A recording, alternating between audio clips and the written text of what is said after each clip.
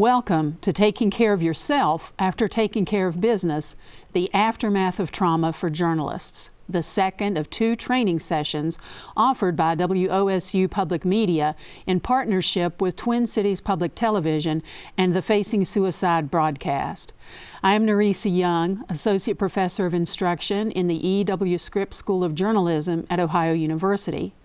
Our first training session was learning how to write a suicide story and how to minimize further harm to family, friends, and community.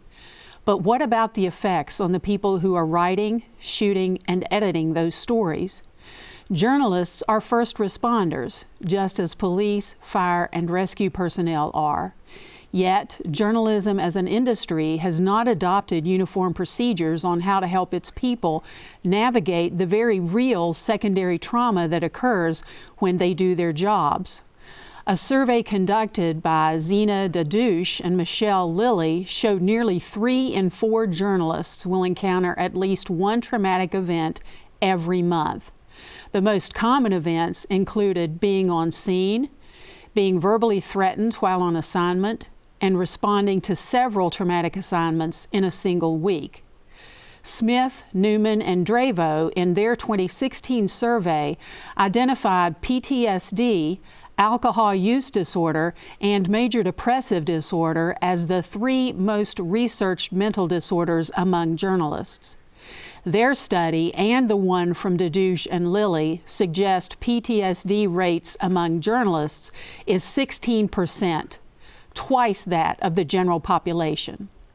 Research and common sense show that every journalist will at some time cover a traumatic event. So folks, it's real, and if you're feeling it, you are not alone. It would be abnormal if you weren't feeling it. Our guests today are going to share some coping strategies and their own stories of surviving the trauma that accompanies journalism. If at any point during today's training you need to step away, please feel free to do so. This is a judgment-free zone. If you are able to rejoin us, please do. If not, these sessions are being recorded and will be available as fully online webinars later. We'll share those details when they are. First, we welcome Bailey Fulweiler, a licensed community social worker who is the statewide Mental Health First Aid Program Manager for Mental Health America of Ohio. Bailey is going to share some mental health resources with us. But first, I also want to introduce our other guests today, retired journalist Ann Saker from the Cincinnati Enquirer and WOSU producer Leticia Wiggins. Thanks to all of you for being here. Bailey, thank you for being here. Please go ahead. Thank you so much for having me here today. As a community social worker and someone who's been in the field for several years and worked with a number of journalists, it's so exciting that we're coming together for National Suicide Prevention Awareness Month and having this conversation. My role is to share that there are local resources and support and that you don't have to figure this out on your own if you're experiencing any symptoms of mental health or substance use distress as part of your career or even just part of the communities that you're serving if there's collective trauma. Can we start this slide? Okay.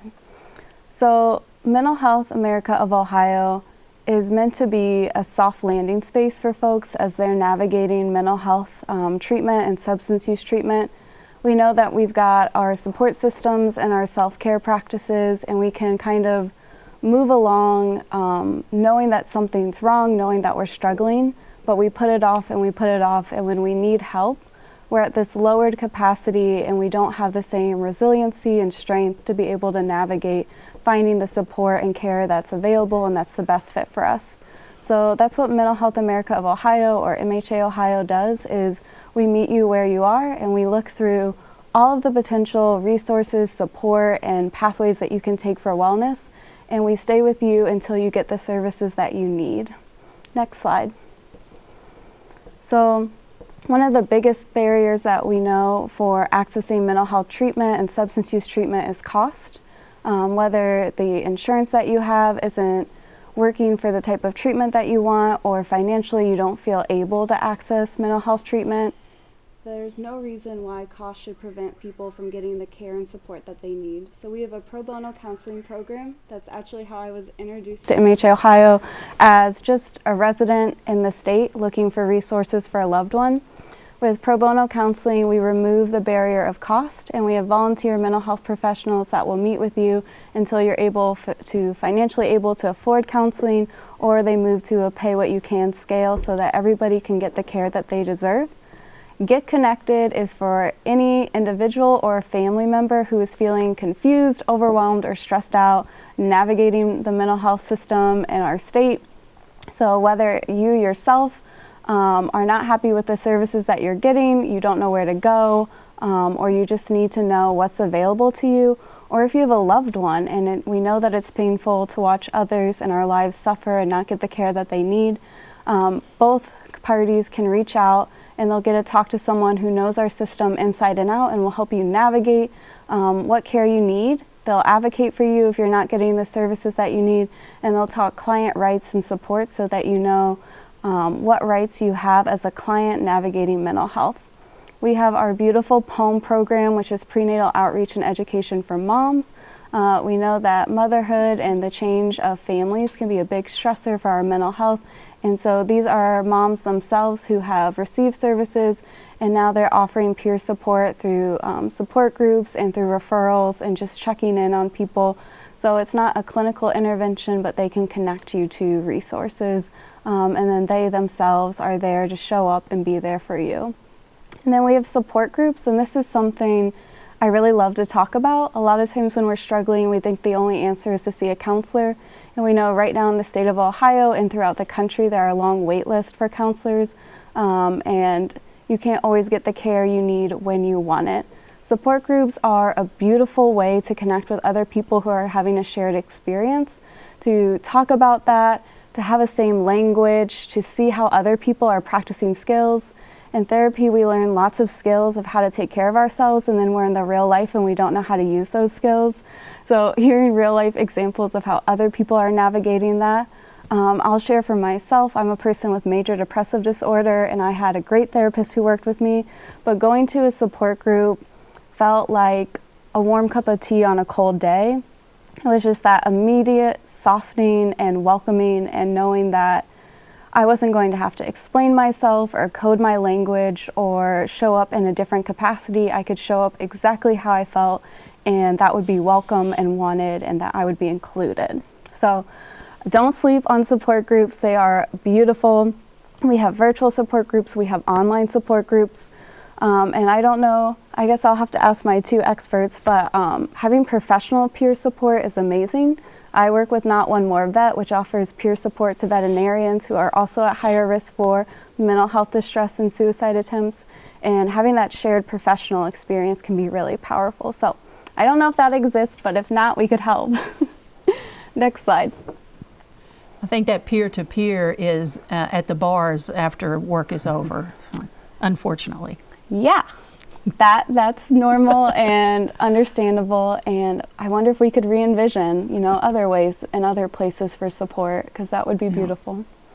Ocumetrics, this is workplace health, offers organizational assessments to reduce turnover and improve employee mental well-being. My supervisor who oversees this program often says you can't self-care your way out of a toxic work environment. And so she works with both leadership and employees on every level, along with her team, to look at what are best practices for mental health well-being in the workplace, and how can we ensure that we're not burning out or ignoring vicarious trauma or mental health distress in our workforce, so that people can show up and stay in the jobs that they love. Mental health first aid we'll talk about more in a little bit, but this is a program that any Ohioan and really anyone in the country and 20 additional countries can take. It's a certification that teaches adults how to identify, understand, and respond to the signs of mental illness and substance use disorders. And I'll share more about how you can participate in one of those trainings and the benefits of having that skill and that knowledge in a little bit. Family Advocate is for anyone who's a family member who has a loved one living with mental illness or substance use that wants to talk to another person who's had that shared experience. So there are other family members who are volunteering their time to help you hold space and navigate the stressors of witnessing a loved one that's experiencing distress and trying to navigate getting care.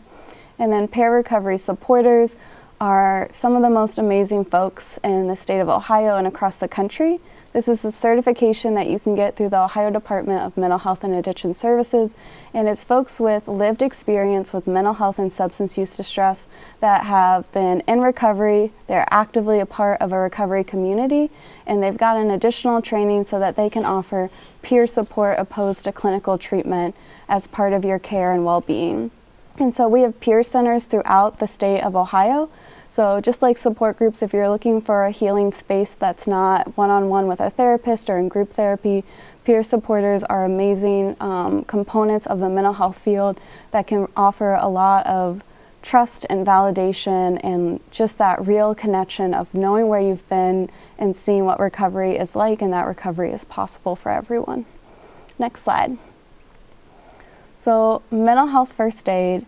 My job as a coordinator is to make it as easy as possible for anyone in the state of Ohio that wants to get trained to have access to a training. It's a day-long program that provides the skills, confidence, and communities that support loved ones that are struggling with mental health and substance use. And so in your day-long training, you get this foundational knowledge. So you build a shared language of what are these diagnoses, what is depression, what is schizophrenia, what is anxiety, what is vicarious trauma, what is PTSD. So you get that shared language and understanding of what these illnesses are and how they show up. We understand how normal it is. 1 in 5 Americans annually will experience a mental health episode or mental health distress. So it helps remove that stigma and knowing that this happens to folks of every corner, every community, every age. We all have struggles, and that doesn't mean that we'll struggle forever. And then it provides you skills. They have an action plan called ALGE. So the first is to actively listen non-judgmentally, to be able to give reassurance to someone, to be able to encourage appropriate mental health intervention, and to be able to encourage self-care and support. And so they teach you not only the right steps to take if someone is struggling, but then you practice those skills. So when someone is out there in your life and they tell you that they're depressed or they're withdrawing or they can't be able to calm their nervous system, you'll be able to feel confident and like you know how to engage and have a meaningful conversation so that you can support them. And then if they need additional support, like they need a mental health care team to be looking out for them, you'll be able to know how to identify local resources and how to connect them and how to appropriately encourage folks to take advantage of what resources are out there. But then it also lands on, it's going to impact you. If you're showing up and holding space for other people's suffering, that's going to land in your body too. So how can we take care of ourselves and know when we're stressed out, when we're at a decreased capacity, and what do we need to do to be able to take care of ourselves so we can keep showing up for the people that we love and for our coworkers and community members.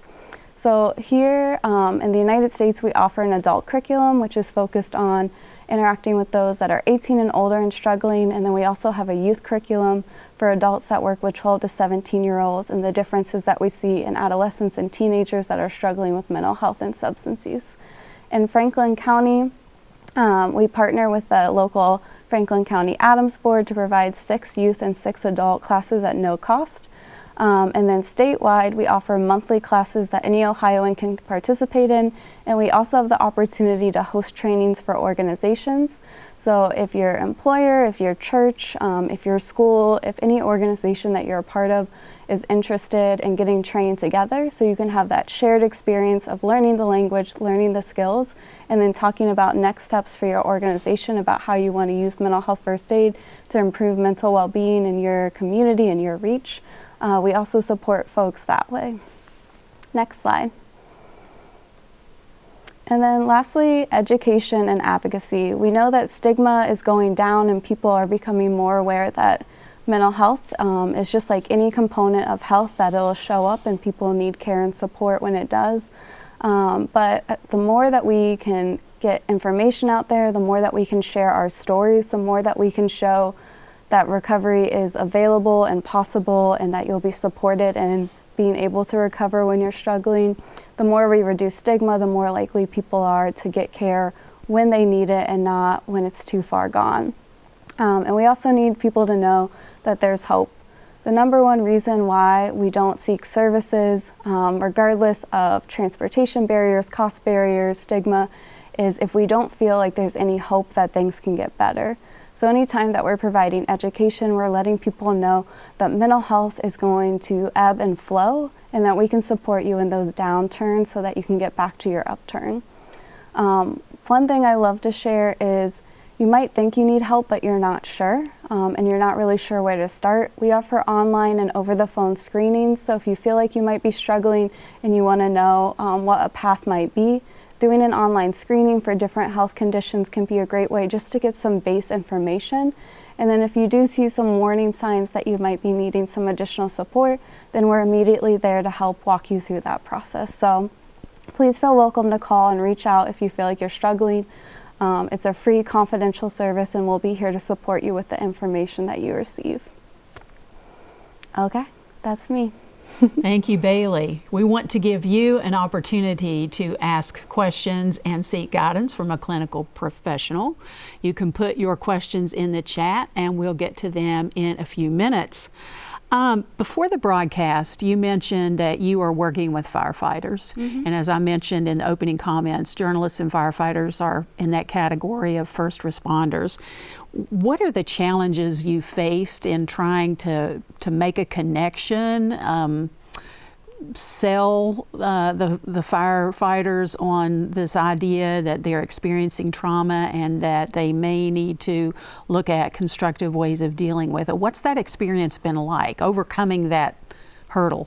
Yeah, as we shared, we have a retired fire chief that's worked with us, and he's been a great resource to be able to have that lived experience of what's the reality of being a firefighter, what's that role like, and what are the challenges.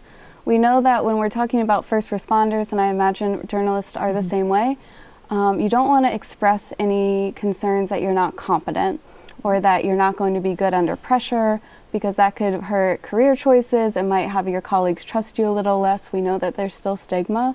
And so part of it is being able to normalize that. Of course, if you see people suffering, if you see death, if you have to be there and hold space for that, it's going to impact you. And that impacting you makes you human, and that's beautiful, and you deserve support and care so that you can navigate that. And it's also having the appropriate care. So there's so much treatment out there. I've participated in animal-assisted therapy, which I loved. I know a lot of veterans really respond well to not being in a room together with someone doing one-on-one talk therapy. So knowing that there are options out there and that we can find something that's a good fit for you, that you feel comfortable with and feels meaningful. Okay. I'm going to go ahead and exercise my selfish prerogative here, because you provided a great segue to my next question.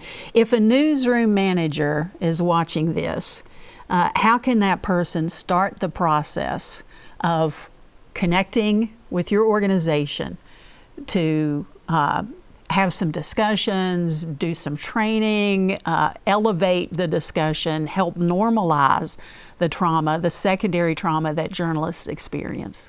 Absolutely.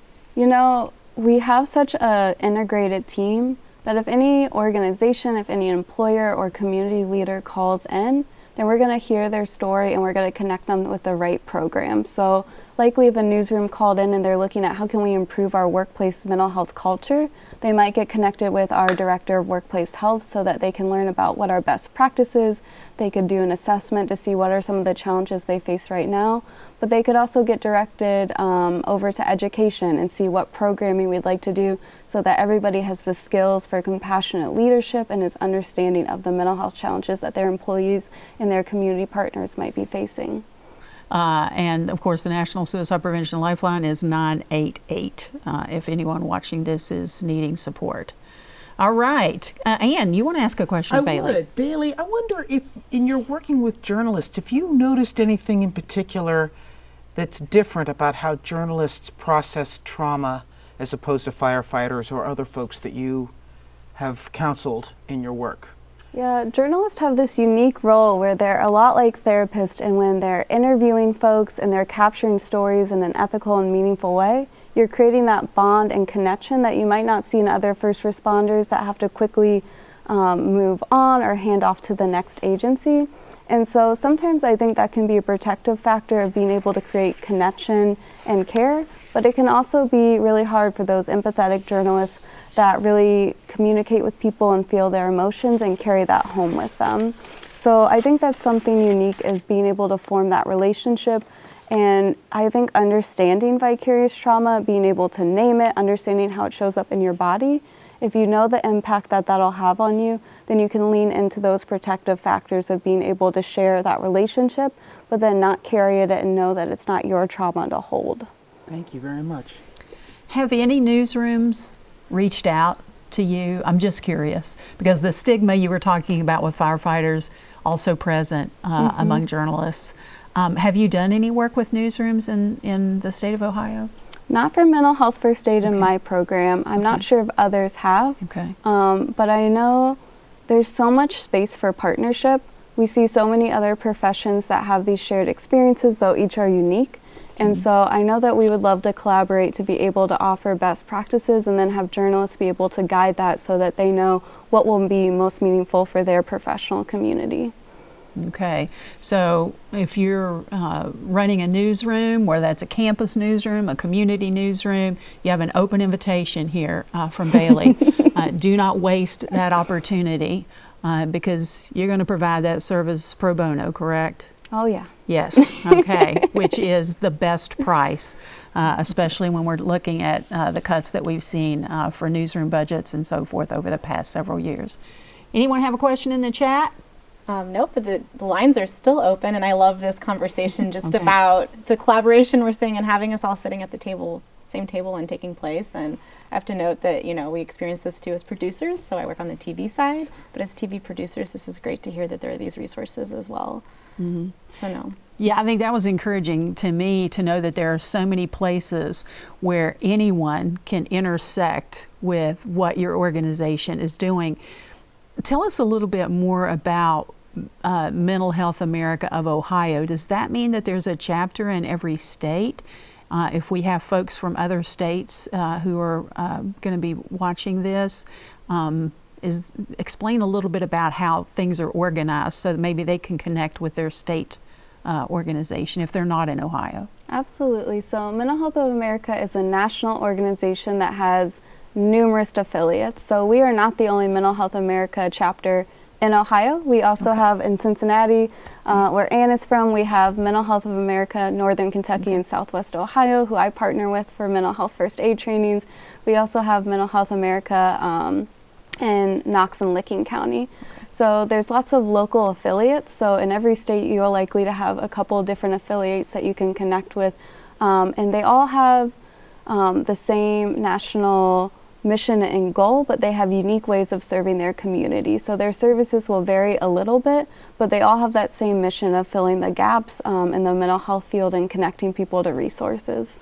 So someone could Google Mental Health America and then from that website be able to find a local chapter where they can get that support close to home. Okay, I think we have a question. Leticia? We do. We have a question from Andrew Herman. He asks, what are some signs a team member or yourself might need some mental help, especially after covering trauma like mass shootings, civil unrest, homicides, or other terrible incidents? The big thing to look for is a change in behavior. So like for me, I'm usually a pretty bubbly, outgoing person. If I'm in a depressive slump, you'll see me be more introverted and more flat in my effects. So anytime you see a change in behavior, that's something to notice. If you see a shorter temper, a lot of times we don't look at anger as the sign that it is. It's something very taboo as emotion in the United States. But anger shows up in depression, it shows up in anxiety, it shows up in PTSD. So if you're noticing that a coworker is feeling a little short-tempered or they're not able to navigate small stressors the same way, that would be a red flag for me that they might be struggling to hold and regulate their nervous system, and that they might need some additional support or even just to talk through the experience they just had. Okay, thank you, Andrew, for that great question. Leticia, we have another question? Yes, we have another question from Julia Baker. Aside from seeking services, what can journalists do on their own to deal with trauma after covering difficult stories? The most important thing is to know what trauma looks like and feels like in your body. I think support groups and counseling are a great place to learn that, but everybody's nervous system responds in a different way. So everybody's going to have different responses within a realm of stress. Trauma is just anything that overwhelms the body. So it doesn't have to sound big to anyone else. It's anything that overwhelms you and your nervous system. And so the most important thing you can do is learn about, what trauma is, how it shows up in different people's bodies. Notice after you experience or witness a traumatic event, what is it like in your body? And then when you get those signals, what are the practices that are going to help you? Some people like to run so that they can move through the cortisol level. That's that spike of that stress hormone. Or work out. Some people like to dance. Some people need time to decompress and just talk through things with people. Some people journal. But having the practices and then if you notice that your normal practices aren't getting you where you need to get, like if you're not feeling the benefits of your self-care practices, then reaching out for support and knowing that support is available. Thank you so much, Julia. Leticia, we have one more question. Sure, and I just wanted to mention we'll get to other questions at the end too if we don't answer them now. But Bridget Murphy asks, how can emerging newsroom leaders broach this topic with colleagues in a productive way? I think it can really help to have a neutral outsider. That's why I really recommend bringing someone else in, because if you're challenging a culture that already exists that's very macho or very shut down or doesn't have the skills to have conversations about emotions or even name them, then you could be putting yourself in a more stressful situation. I think a lot of times younger generations, we grew up with social emotional learning. We have a large emotional vocabulary, so leaning on other young peers that you have, seeing newsrooms that are doing it well. I believe there's the Dart Center of Journalism and Trauma, so they might have best practices or organizations that are gold standards to look to. And then bringing in that support. I also recommend anytime you can, sharing resources that have been of benefit to you or other professions. I think a lot of times we overlook cross-professional collaboration, like we were talking with the firefighters, and I mentioned veterinarians have a wonderful program called Not One More Vet, which is peer suicide prevention. A lot of professions have been through same or similar struggles and have great models that we can implement and just change to make the most sense for our community and our profession. Thank you for those excellent questions. Please keep putting those in the chat. We'll have time for questions and answers again at the end of our second segment. Our next guest is retired journalist Ann Saker, who was part of the Cincinnati Enquirer team that received the 2018 Pulitzer Prize for local reporting for its 7 Days of Heroin project about the region's opioid crisis. Ann retired last year after a 40-year career that included United Press International, Gannett News Service, the News and Observer in Raleigh, and the Oregonian in Portland. Ann covered the health beat, including suicide, for years. Welcome, Ann, and thank you for being here. Thank you so much for inviting me, Nerissa. Let's start with the Pulitzer Prize-winning project, 7 Days of Heroin.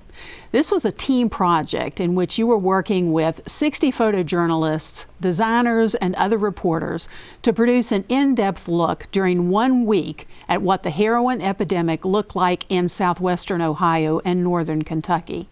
I looked at this project, and it was difficult for me as a reader and listener to get through the material. Did your team have any discussion about the potential effects of covering this story before the work began? Thanks first, Nerissa, for inviting me to participate in this conversation, and thanks also to WOSU and to Twin Cities Public Radio for creating this space where we can have this conversation. In 2015, the Cincinnati Enquirer assigned an excellent reporter named Terry DeMio to cover the heroin epidemic in our region. And she understood the impact on her own well-being from covering one terrible story after another. And as she led us to the project, she counseled reporters kind of on an individual basis on the personal experience with this social trauma.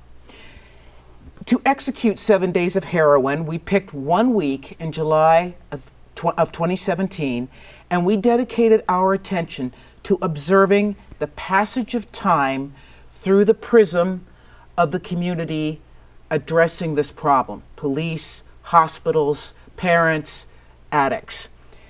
We did not do checkups during the 7 days of reporting because we were all running at 1,500 miles an hour. And we didn't do a lot of post-work decompression because all of us had different components to the story. But when we did have kind of group conversations about it, the one thing that I think was tremendously calming and uplifting for me and for other people in the newsroom was knowing we all pulled the cart together. We were all in this together, which on the one hand was a great comfort. On the other hand, it kind of glossed over the individual trauma that a lot of us were feeling.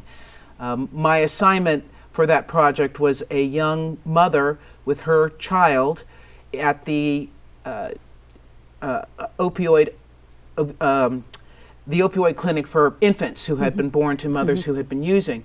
And unfortunately, about 2 weeks after we met this young woman who was 16 months through her sobriety, she was about to graduate, move on, and do great things in life, and then she died of an overdose with her sleeping child in the crib in the same room.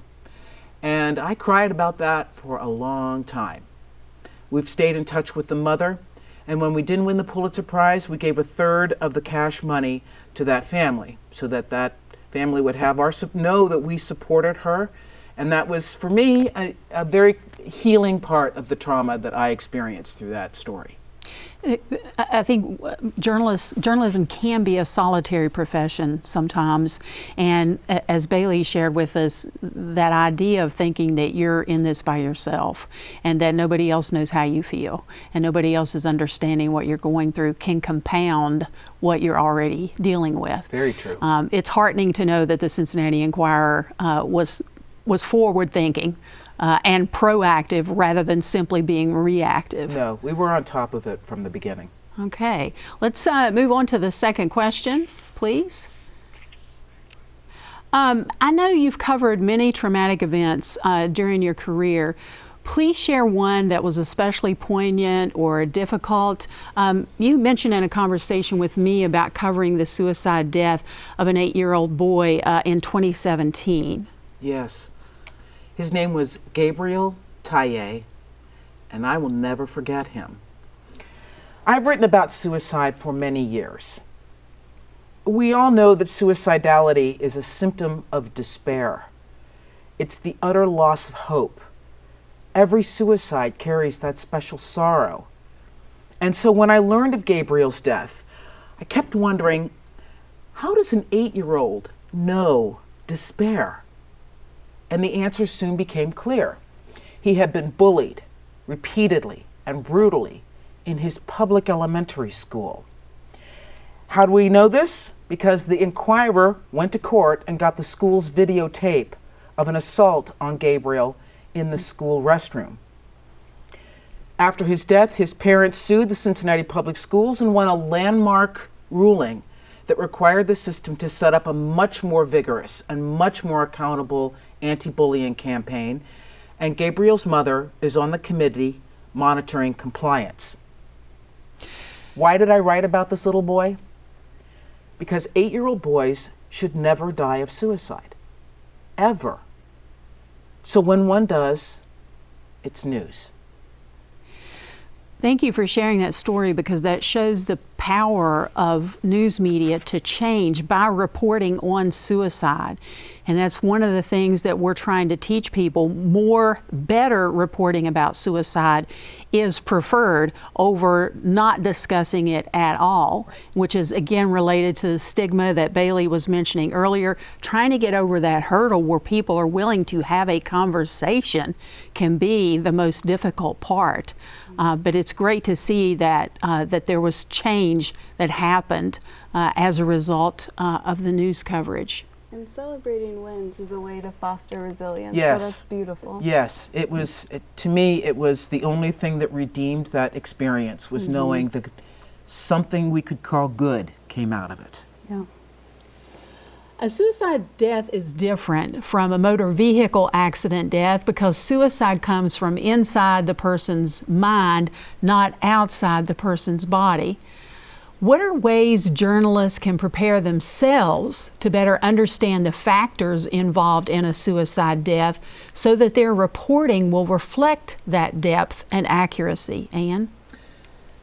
We are getting better across the board at covering suicide, I think. Certainly from the beginning of my career to today. I think that's largely because millennials are open to discussing it calmly, rationally, and oftentimes from their own experience. They might have known someone. But too many reporters still think that suicide is a big mystery, that there's something supernatural or unknowable about suicide. Again, it is a symptom of despair, of overwhelming psychological pain, and accurate, compassionate reporting requires journalists to understand this fundamental fact. Now, to be fair, the source of the pain or the duration of the pain could be the mysteries to people who are left behind by this grief. But if a journalist writes about suicide, you have to stare it in the face. Treat it in the way you would treat a person who died of heart disease or cancer. It's the same thing. It's an illness. A very good resource that I have used is a book called Night Falls Fast by Dr. Kay Redfield Jamison. It's about suicide, it's readable, it's insightful, and it informed much of my own work. All right, terrific. Thank you for that recommendation. Let's cut back to one of our audience questions at this point and shift gears a little bit, and then we'll pick back up with Anne. Go ahead, Leticia, please. Yes. So from the audience, we have a question from Jean Norman. She says, more and more we hear about journalists' physical lives in danger. So recently, Las Vegas journalist was killed by someone he was writing about. But that's not by any means the first instance of violence against journalists. She says, my experience is that journalists process this by covering the hell out of a story, trying to fill the gap. Are there better ways to do this? And either one of you, both of you are welcome to respond to that. There's an old saying that we've all heard, name it to tame it.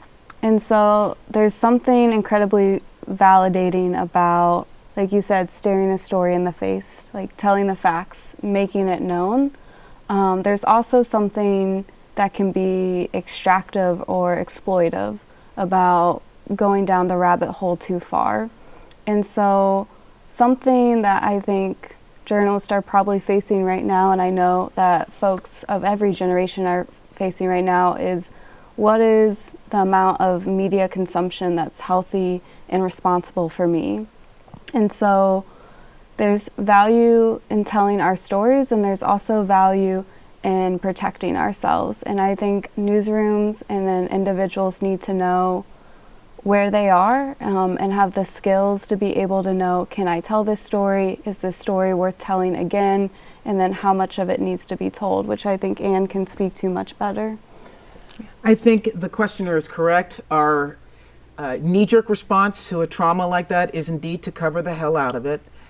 And then it might be 6 months later when the trauma comes back to you, when you think about that person in your life, not only Jeff Garman in Las Vegas, but of course the shooting of 5 people in the newsroom of the Annapolis Capital-Gazette, which haunts me to this day, that this is what we are confronting. Because I remember the week afterward walking into the newsroom on the 19th floor of our building, and we saw people actually taking measurements to put in bullet-resistant glass at our front door. So that was kind of unpleasant. So I don't know how we can deal with this except to band together and to understand that we are at the front line, and we have to hold each other's hands and stand shoulder to shoulder as we face it. This is workplace violence, and we know workplace violence happens in a variety of workplaces. But it's terrifying, I think, for anyone when it happens in your workplace, because you're always trying to figure out, well, why, what happened there? And we're witnessing a very hostile environment toward journalists right now. It's a scary time. That's why I included that statistic about people being verbally assaulted on a scene. That is traumatic. People covering protests and so forth. Exercise some psychological and mental health first aid. Reach out, connect to folks such as Bailey. Talk to other journalists in your newsroom. Don't stay isolated. Don't be alone. I think that's probably the best advice that we can give, because these are trying times for everybody, unfortunately. So thank you for that question. Raymond Flannery conducted a review of research from 2011 to 2020 about journalists and PTSD. He found that journalists are on par with coroners and trauma surgeons in their vulnerability to develop PTSD. And what kind of support, if any, did you get in the newsroom to help you with your feelings after covering the suicide death of the young boy that you mentioned, dealing with the death of the infant in the 7 days of heroin, and the many other things that you experienced during your career? My own armchair analysis, based on 40 years of observation, is that newsrooms tend to attract folks who want to focus on other people's traumas rather than confront their own. But as we all know, you can run, but you cannot hide. No editor has ever said to me, "Do you need support with your feelings?" Just not done. I supported myself with a good therapist, some good friends, and my life experience. Emotional well-being is just not that much of an organizational concern in most newsrooms. The business is trauma. In a heavy crisis like a mass shooting, newsrooms and editors and newsroom leaders will bring in a counselor, or they'll give you the 800 number to the employee assistance program. There's certainly more awareness now on the impact of trauma on news people, but the message remains largely, you deal with it or you go sell shoes. Suck it up, in other words. I think so. I think things are changing, but this may be the last bastion of resistance against moving this kind of thought into the newsroom. It's just not a part of it. And I hope what we're doing today is going to help get over that hurdle. What kind and how much training, shifting gears slightly, did you receive from your news organization, any professional organizations maybe you belong to, or on your own? You mentioned the book you read, in teaching you how to cope with covering traumatic events. Well, really none. And there's a reason for that. The news industry, as Nerissa, you well know, as our viewers know, that has been undergoing a shattering financial collapse. It has shed thousands of workers and billions of dollars over the last 15 years. And one big cost of this has been the elimination of on-site human resources departments. I mean, I'm as much a skeptic of HR as anyone else, but they were often the only place you could go in the whole building where someone was charged with helping you get some help. So there was no one there to do the PowerPoint presentations on trauma in the newsroom. Then you throw in the real physical threat, as we've discussed, the Capitol Gazette shooting and Jeff German's murder, and the psychological well-being of news people just hasn't been on the radar. And to quote a line from The Godfather, "This is the business we chose." I hope conferences like this one will help change the culture over the long term. I don't think anybody appreciates how revolutionary this kind of conversation is. So, no training, very little support. How did you find your way to resilience? Because we want to make sure we don't walk away today without letting people know that resilience is possible, that recovery and resilience are possible, that you can get back to a place where you are healthy. And Bailey has done an excellent job of explaining the many resources that are out there with just the organization she's working with. So what did you do? I first had to recognize that trauma is behavioral, and I need to change my behavior to build my resistance to it. I try to work on a detached involvement with the news. And this took many years of development. You both must be present with it and also keep a healthy distance from it. That doesn't prevent trauma from affecting you, but it can help you observe it and see it for what it is. It's really an important distinction to make.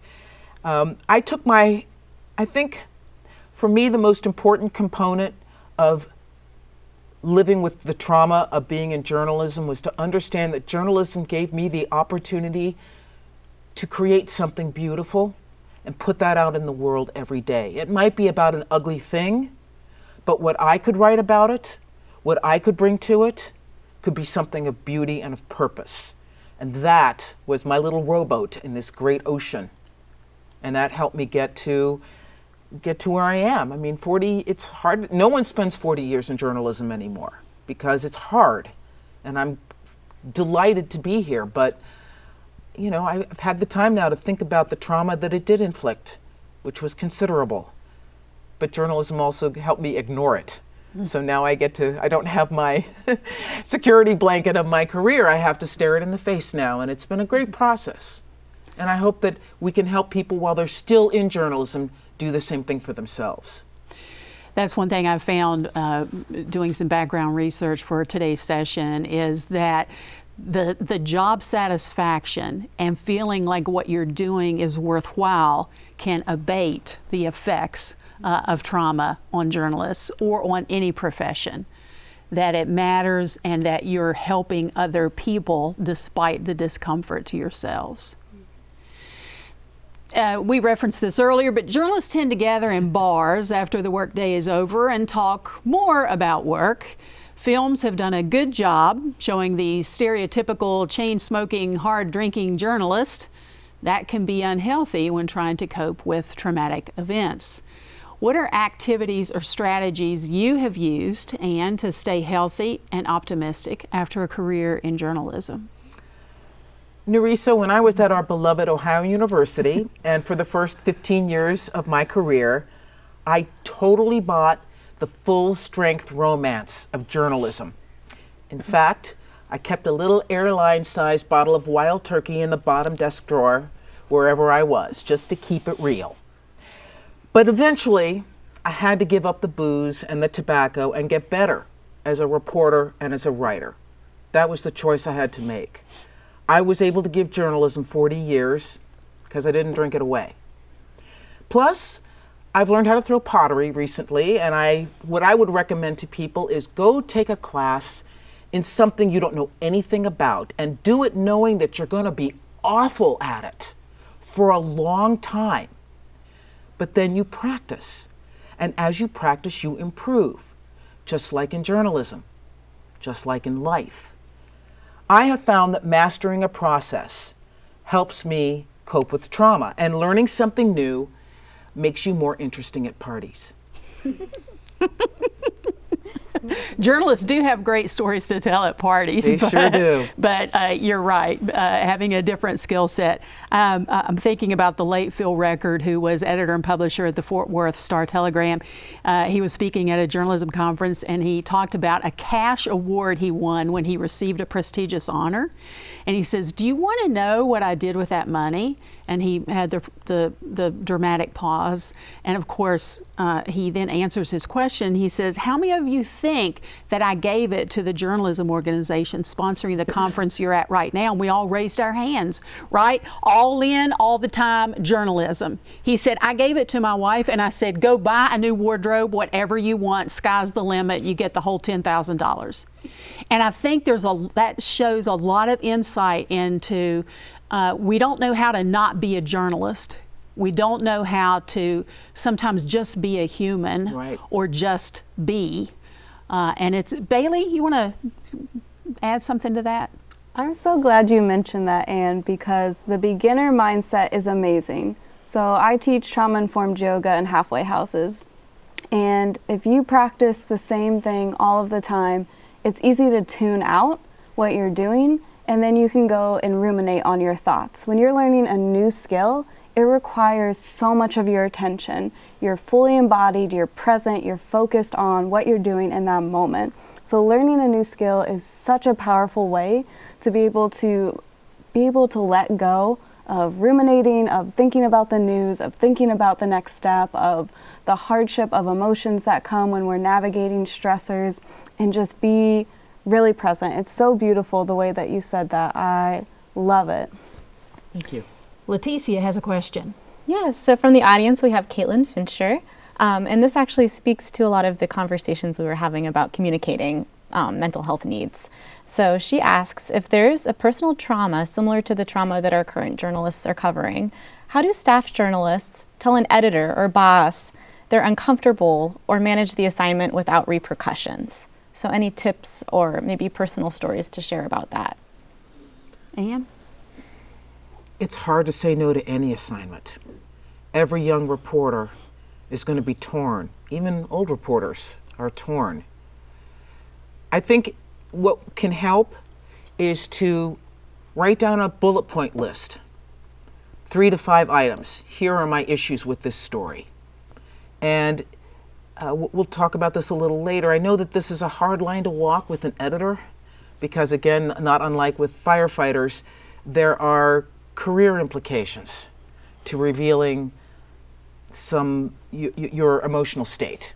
So I think the thing to do is to come up with a list of reasons, not a long one because an editor has a short attention span, but a short list of, here are the questions that I have about doing this story. You may have the luxury of having a conversation with your editor about that, and you may not. I think most newsrooms, if you absolutely cannot do a story, if you cannot do it, it's okay to go to your editor and refuse the assignment. I don't want people to think that I'm telling you you have to take every assignment they give you. You can say no. You can say no. Don't feel bad about saying no. If you know you're doing it to take care of yourself, to make you better and stronger tomorrow, it's okay to say no. I want to go to Bailey on this one because we were discussing this very issue during the break about productivity and how that's connected to good mental health. Please share with our audience. Yeah, if you're taking assignments that are really unhealthy or unsafe for you right now, or if you're struggling with your mental health and it's going unnoticed and unsupported, you're more likely to take more days off from work. You're more likely to leave a job. We know it's much more expensive to bring in a new person than give people the care and support they need. And so business-wise, if we're just looking at dollars, productivity, job satisfaction, the quality of work, you're going to get a lot more bang for your buck by supporting employees and being able to feel empowered to say no to stories that aren't safe or healthy for them right now, and being able to redirect that or give them the time and support that they need. It just makes dollars and cents to be able to support your employees that way. Thank you. Thank you for that. And that's why we're having this discussion today, is we're trying to empower people. Anne, was there ever a point when you thought about quitting journalism? Because we're trying to keep people in the profession, so let's bring it home. Was there a time when you said, you know what, the wild turkey bottle is empty, I'm cleaning out my desk? If I had $1 for every time I thought about quitting journalism, I would be filthy rich right now. Every journalist considers it, especially given the likelihood that journalism might leave you. But I never seriously considered leaving it. I had a mission that never changed, and that was to seek the truth and put it in the newspaper. And that, above all, was my pole star, my guiding light. And as long as I had that, I never lost that. And I think it's when you lose that is when you, and for whatever reason, you end up leaving journalism. But as long as you see where your mission is, especially in the last 2-3 years with the pandemic, I felt completely committed to getting something accomplished for readers. And that helped a lot. Did you work with some folks who left their profession? Oh, many people, yes. Oh, yes. And in fact, I just had a friend this weekend who came up to visit me who I'd worked with her in Raleigh, and she subsequently left to go be an official at Duke University. And we talked a lot this weekend about our relative passages through journalism, and she never looked back. She's happy as can be. She loves what she's doing. And I think it's safe. I want people to understand that you can leave journalism. It's okay. If it's time for you to go, it's time, and you know when it's time. I knew when it was time. I don't want people to think they have to do it until they die, because they don't. Well, and again, a reason we're doing this program is because journalists die by suicide. And do. we don't want a premature death. That's we want true. you to retire and live out your natural Absolutely. lifespan. We've maybe foreshadowed this a little bit, but I still want to go ahead and ask, have newsrooms changed over the years in how they support or work with journalists who have been affected by the trauma they cover? And if so, how? I think there has been very slow, incremental change and awareness among editors and reporters about trauma as a factor. I would not say that it is something that is discussed even once a year in most newsrooms. Obviously, after a crisis, it can be a conversation. But part of the problem is I'm not sure what editors and newsroom leaders can or really should do to help with my trauma. I mean, trauma is complex, and there's no bright line. This is my boss. I'm not sure I want my boss in my business to that degree. I don't want him defining trauma for his or her purpose. So it's a fine, fine line. I'm sure editors and newsroom leaders are cautious because they know that this is hard to navigate for them as well as for the employees. We have to recognize the thing we do is also a workplace issue requiring corporate attention for employees. I'm not sure if newsrooms feel more comfortable to do more than say, if you need help, go get it. It would be great if they said, we'll pay for it, but not holding my breath on that one. Okay. Leticia, we have a question from the audience. Yes, we have a question from Regine English, and it kind of relates back to thinking about your long career. And she's saying, I've noticed that many journalists have left the business because of the emotional toll. So how do new and emerging journalists prepare themselves mentally when stepping into a newsroom? That's a fantastic question. Understand that it's going to be chaos. Just know it is chaos for a lot of reasons. The industry is in turmoil, and you may enter the newsroom and it may feel like it's at a nice, comfortable plateau. I mean, they were able to hire you and bring you on and give you health insurance and a salary, and that's great. That will change. So you need to kind of bake that into your awareness. Know that this is going to be a rough ride, even when it's good. It's going to be hard. So go into journalism with a pretty good support system already established. Your friends group, maybe you still live near your family, you might join a professional organization like the Society of Professional Journalists or the Association for Healthcare Journalists. There's a million of them. The investigative reporters and editors. Find a professional organization that can also that is really dedicated to helping young journalists stay in and grow. That can help a lot. A lot of the sort of outside newsroom professional organizations are getting better at confronting trauma and helping reporters deal with it, and that is going to seep into the culture of the newsroom as well. So that's how I would probably counsel a young reporter to do. A lot of it you're just going to have to build yourself. My contribution is I teach a journalism and trauma class because I'm the poster child for what not to do. I left daily journalism because nobody was talking about it.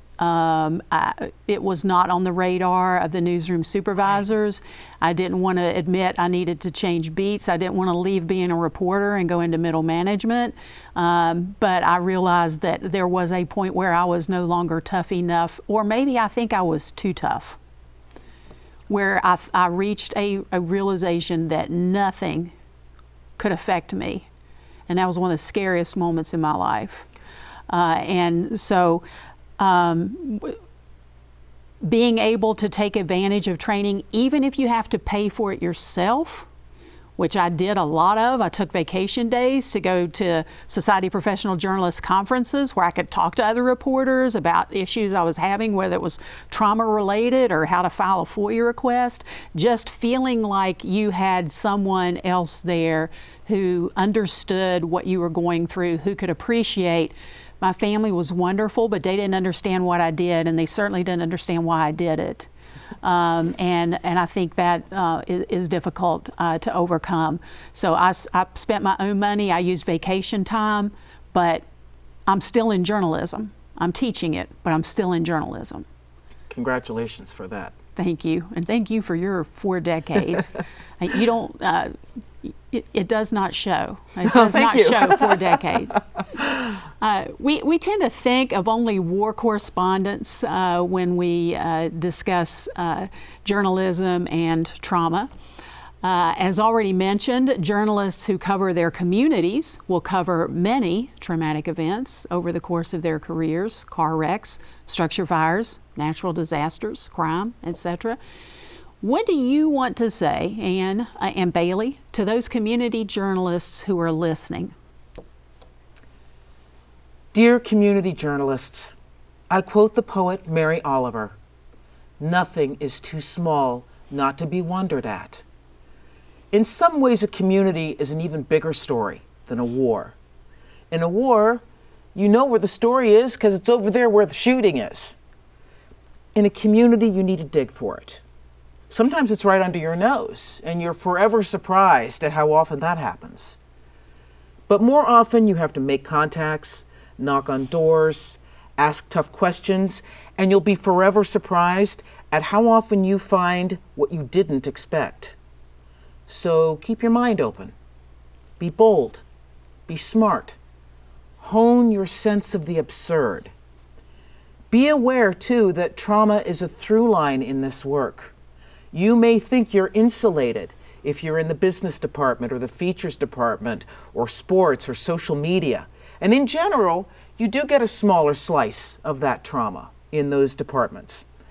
But one day, you're going to be sitting at your desk, minding your own business, and your boss is going to point at you and say, "There's a school shooting, all hands to the pump, go." And you're going to drop what you have to do and get on your pony and ride. On a more practical level, a nest egg goes a long way to easing trauma, in my view. So live beneath your means, which is hard for a community journalist who probably has a lot of debt.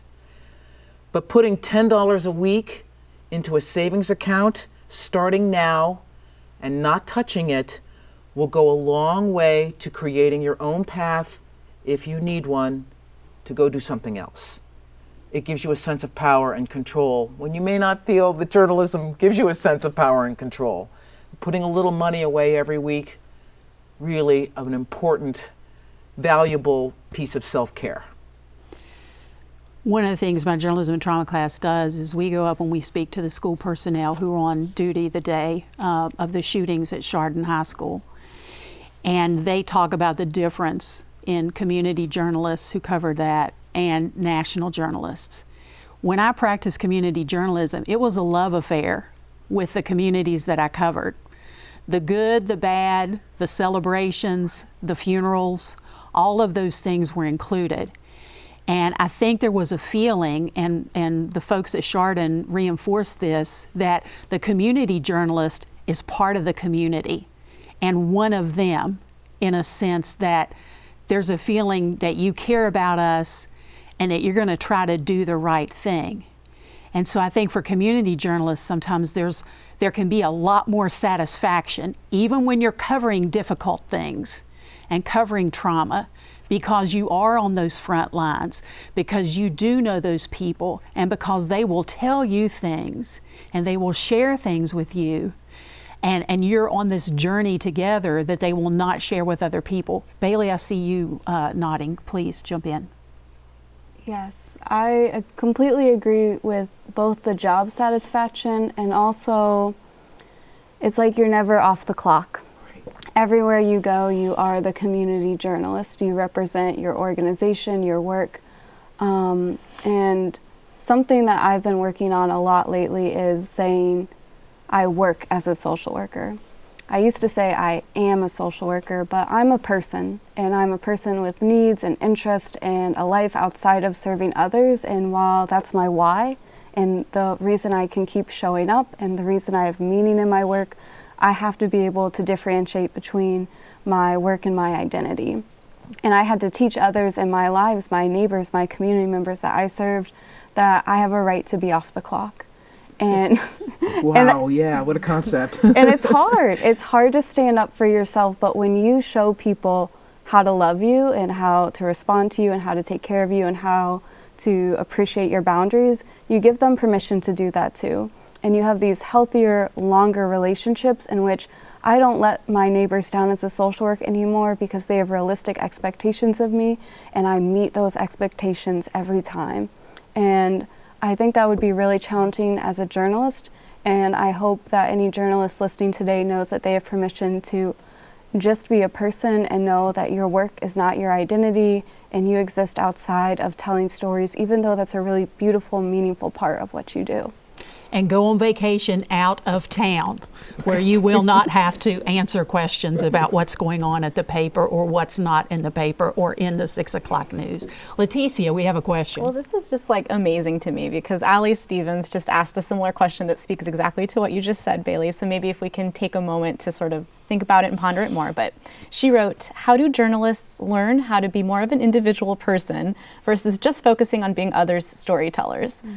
I feel like a lot of us are similar in the sense that we've gone our whole lives wanting to help other people. So once we are in the position to do so, we feel unconsciously obligated to do only that for others instead of focusing on ourselves, which perpetuates the cycle of unresolved trauma. So how do we get rid of that feeling of obligation, regardless of still wanting to always speak the truth and act for others? So we started to kind of begin to touch on that a little bit, but maybe if there are more suggestions. I think that's where learning a new art form or a new skill or a new, take a cooking class. Take something that pulls you completely out of the identity that you've manufactured for yourself and be bad at it for a while. Really, you have to learn to be horrible at something and then acquire mastery over it. And as you do that, it does give you this barrier and a cushion because journalism will take every single drop you give it. It will not moderate its demand on you, as youngsters will know as they go into it. And so, journalism will take all that you will give it. So you're the one who has to set up the boundary, as Bailey pointed out. You have to monitor it and be vigilant and love that boundary, because you become a better writer and a better reporter when you come to your work fresh and clean all the time, whether it's a vacation or a long weekend or you're going to take your pottery class on Monday nights. All of those things refresh you and make you better at your work in the long term. And the pottery class will help you make new friends who are not journalists. Exactly so. And it is important to have significant Absolutely. people in your life who are not in the business. Mm-hmm. Exactly. Whatever your profession is, especially if it's a high stress one, social work, any first responder, and that includes social workers. For sure. Thank you for that question, Allie. I'll add one thing. Yes. Have your minimum daily requirements. So like for me, I practice yoga. I might not have time to take an hour-long class. Our schedules change. We get called out to a crisis. But if I don't have time to do my whole routine, then I know I'm going to spend 5 minutes doing this breath practice every day. So have something to anchor you, something that's small enough and consistent enough that you won't give it up when things are chaotic. And so you're always coming back to this sense of, I am a person, I'm alive right now, I'm in the present moment, I'm not reporting on the news. Right. That's excellent advice. Thank you so much. Training on how to cover trauma and cope with it is rare. Researcher Natalie Seeley reported in 2017 that fewer than 1 in 10 journalism programs offer a class on trauma-related outcomes. Gretchen Dworsnik and Adrian Garvey reported in 2019 that their survey of nationally accredited journalism schools showed only 1 of the 41 that responded had a course dedicated to teaching how trauma affects journalists. Most of the others said that content was part of other courses. What do you recommend, Anne, for a college course or even workplace training, if we want to be that bold, to prepare young journalists for their careers? This again touches on Allie's question. I don't necessarily see it as a knock that journalism schools don't have specific coursework on trauma at this point, because again, this is a really relatively new awareness in our world. Not just in journalism, but I think trauma in general is a super hot topic right now because people are finally recognizing, oh, trauma it's not just a car accident, it's many, many things that everybody has to confront in one way or another. I think that journalism schools don't talk about trauma because that's the workload. You're just trying to teach kids how to manage the workload. And we're all still trying to figure this out. There's a lot of exciting new research out there on trauma, and I would suggest that college students and young reporters take the initiative. Call your local psychology department and say, can you give us the 3 names of people who are specialists in trauma? Call Bailey and get someone who can come to speak to your newsroom or to your college class about this. Take the initiative here. We old people, believe it or not, we don't know everything, and we actually do gain knowledge from you. I love working with young reporters because I learn something all the time, and I think this is a really important component to newsroom work that young people this is a revolution they can engineer, because the old people will follow along if the young people can show us how to get there. Those ever important course evaluations where you have an opportunity to tell the professor, how can this course be better? If you think that it should include some elements about covering trauma or self-care, put those comments in those course evaluations. Make it known. Great idea. I mean, we know at EW Scripps that we're unusual in being able to offer a journalism and trauma class. And so ask for it. Stand up for yourself, as Bailey has been admonishing us, and as Anne has been admonishing us. Make those requests known. You don't have to wait, especially with those campus newsrooms where students are, where those are independent newsrooms, or even working with a faculty advisor. Ask for that type of training. Absolutely. Because in interacting with students, I know that that's something they want to learn more about. If you ruled the journalism world, Anne, what would you want editors and news directors to know and do to support journalists as they work to integrate the trauma they cover into their lives without leaving the profession? Okay.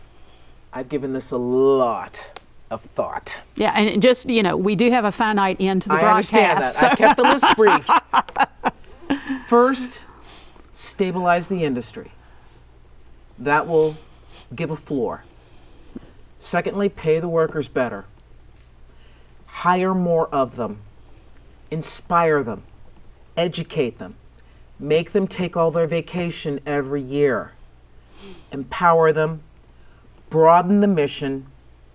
Engage in all the good behaviors of good bosses. That's the best way. It's really the only way to support journalists as they do this very important work. Wow. I love that list. So again, but you had a conditional here, which was if I rule the world. I was going to say, can we buy some billboard space and put that in some major markets? Get the folks at PR Newswire on that. Right. That's terrific. Something that I'm curious about, just because we've been kind of floating around these ideas, and I just was wondering, there's such a generational divide. I hate to say it in terms of talking about mental health and needs. But it's true. Yeah. Mm-hmm. How do we think about newsrooms? There's I think there's various generations, right, reporting on stories. Would there be tips on ways younger reporters coming in who are maybe more comfortable talking about these things, but there's a communication barrier with maybe more senior reporters who aren't as comfortable? Are there tips, or how can we maybe start bridging that gap between the two to really have a conversation about mental health needs and maybe change the newsroom kind of Culture. as a whole. Yes, thank you. That's exactly what you're trying to do. Yeah. Is get away from the brotherhood, the military type response of show that you're tough enough all the time, to the, oh, well, we don't do touchy-feely, you know, we're supposed to remain objective. I teach my students that objectivity is a fallacy. What we should strive for are balance and accuracy, because we always are going to come into a story situation with our own experiences and our own ideas and what we know, and that is going to be a filter that it's very difficult to turn off, and that includes when we're integrating traumatic events into our personal experiences. So sometimes it is speaking a different language, even when you're talking about generational. Bailey, go to you on that one. Well, I was just thinking from what Anne was sharing, a lot of times it is just difference in languages. So like you might not have been using the language of trauma or self-care, you know, in the first decade of your career, but that's what it was.